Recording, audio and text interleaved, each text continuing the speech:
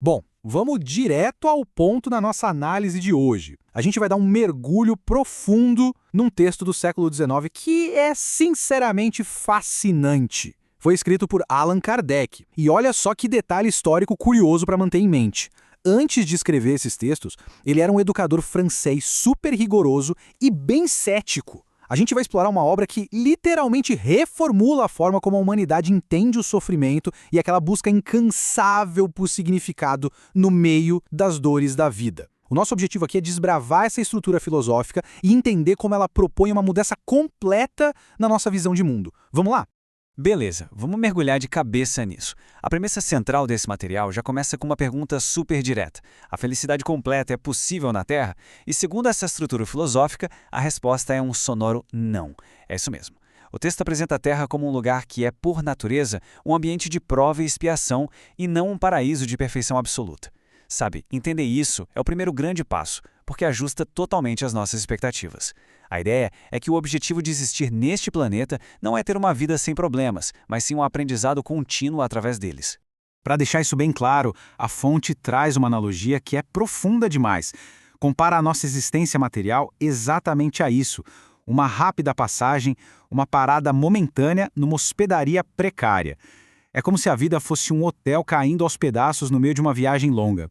Pensa bem, quando a gente precisa passar a noite num lugar assim, a gente não entra em desespero profundo por causa dos defeitos do quarto, né? A gente sabe que no dia seguinte vai seguir viagem para um destino muito melhor. Essa mudança de perspectiva é apresentada como a grande chave para minimizar aquelas frustrações enormes do dia a dia. A busca pela felicidade. Com essa visão de mundo em mente, a gente chega na raiz de muita angústia que a gente passa.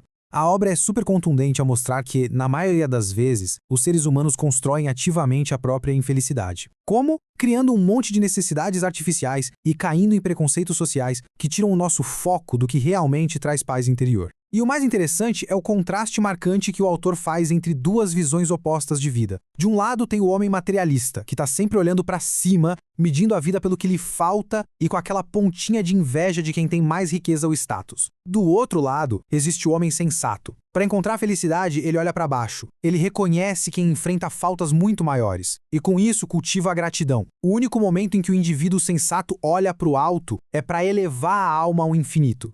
Essa insatisfação toda, gerada por necessidades que nem são reais, nos leva a um ponto bem crítico. Claro, a falta de recursos físicos dói, ninguém nega isso. Mas o material argumenta que as torturas mais agonizantes da alma são, na verdade, as paixões que nós mesmos criamos. A inveja e o ciúme são descritos de forma visceral, exatamente como dois vermes vorazes que não dão trégua nem na hora de dormir. O autor até lembra daquelas expressões populares, sabe? Tipo inchar de orgulho ou secar de ciúme. Isso mostra perfeitamente que essas amarguras são, no fim das contas, suplícios totalmente voluntários. 2. Navegando por relacionamentos dolorosos. Entrando agora nessa teia super complexa das relações humanas, o texto encara a realidade pesada da ingratidão e das amizades que se rompem. Só que em vez de incentivar a amargura, a sabedoria aqui aconselha algo totalmente diferente: sentir piedade das pessoas ingratas. O raciocínio é que a ingratidão vem do egoísmo, e quem é egoísta vai acabar esbarrando em corações tão insensíveis quanto o dele, sofrendo muito mais no longo prazo. E isso ilustra de forma brilhante a distinção crucial que o texto faz sobre os afetos. Muitas dores surgem por confundir os tipos de conexão. A atração focada só no físico, que é perecível, simplesmente não aguenta as intempéries da vida. Mas a afeição da alma, aquela baseada em qualidades morais e simpatia real, essa sim é a única puramente duradoura e que resiste a qualquer tempestade. E é justamente por confundir esses dois tipos de afeto que a gente vê tantas uniões profundamente incompatíveis por aí. A obra esclarece algo super importante. Casamentos difíceis ou relações frustradas não são uma punição divina eterna, de jeito nenhum. Eles são frequentemente vistos como expiações temporárias. Na maioria das vezes, são o resultado de escolhas imaturas, onde se buscou satisfazer o orgulho, o status social ou uma paixão passageira, em vez de priorizar a felicidade de uma afeição verdadeira e mútua. 3. A ilusão da morte.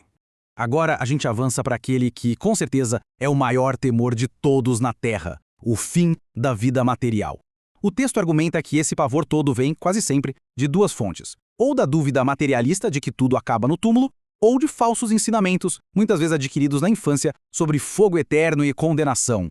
É essa incerteza que transforma a finitude física num terror absoluto. Mas a definição que essa filosofia traz muda completamente esse cenário sombrio. A morte é tratada simplesmente como uma transição temporária. É a libertação dos limites estritos do mundo material, e não um fim definitivo para a consciência. Quando a gente entende isso de forma íntima, a passagem deixa de dar pânico e vira só o retorno da nossa essência para o seu estado original, muito mais livre. Para trazer um conforto real para quem perdeu entes queridos, o texto compartilha uma analogia muito linda e super relacionável. Imagina só, 2 grandes amigos estão trancados na mesma prisão. Os 2 sabem que de forma inevitável vão ser soltos um dia. Se um deles ganhar a liberdade primeiro, o outro deveria ficar genuinamente feliz por ele, certo? Perder alguém amado sob essa ótica é basicamente celebrar que um companheiro foi liberado da sua cela terrena um pouco mais cedo, enquanto a gente aguarda com paciência o nosso próprio momento de sair. Além de reconfigurar o entendimento sobre o fim da vida, o material aponta que a capacidade de manter intercâmbio com quem já partiu funciona como uma suprema consolação.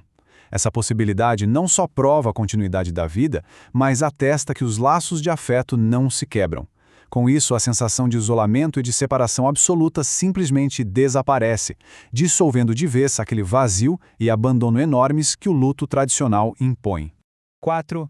A tragédia do suicídio. A gente sabe que as pressões dessa hospedaria terrena são pesadas, e diante de tantas frustrações, algumas pessoas buscam uma saída antecipada. A obra tem um olhar muito firme, mas ao mesmo tempo extremamente compassivo sobre a imensa tragédia que é o suicídio. Tirar a própria vida vai na contramão das leis naturais e é descrito de forma muito direta como um ato estúpido, pois que nada ganha quem o pratica e até pelo contrário. Tentar escapar da miséria ou da vergonha dessa forma é um trágico erro de cálculo. O texto é claro. Destruir o corpo não apaga o sofrimento. A pessoa não consegue fugir da própria consciência e acaba descobrindo que, em vez de solucionar o problema, ela literalmente dobrou o peso das suas aflições. O texto detalha as severas consequências espirituais dessa escolha precipitada, e é algo bem perturbador. A gente está falando de um desapontamento profundo, uma confusão prolongada e até a aterradora ilusão de ainda estar vivo. O mais impactante é o conceito de que, como o rompimento não foi natural, o espírito mantém um laço tenaz com o corpo físico. Como a vitalidade foi interrompida à força, a pessoa fica presa àquele estado, o que gera necessidades de reparações futuras bem difíceis. Mas calma, tem uma nuance moral gigante aqui que o autor traz e a gente precisa esclarecer. A intenção muda completamente a realidade do ato. Jogar a vida fora por orgulho, por desespero ou medo de perder o status perante a sociedade é fortemente repreendido. Em contrapartida, sacrificar a própria vida voluntariamente no esforço heróico de salvar outras pessoas, isso não é suicídio na visão do texto. Na verdade, é considerado um ato sublime, uma demonstração de caridade e amor profundo. A intenção dita tudo. 5. A consolação suprema. Depois de enfrentar realidades e alertas tão densos a respeito da dor humana, a obra joga a energia lá para cima de novo e nos oferece algo precioso, a esperança e a consolação.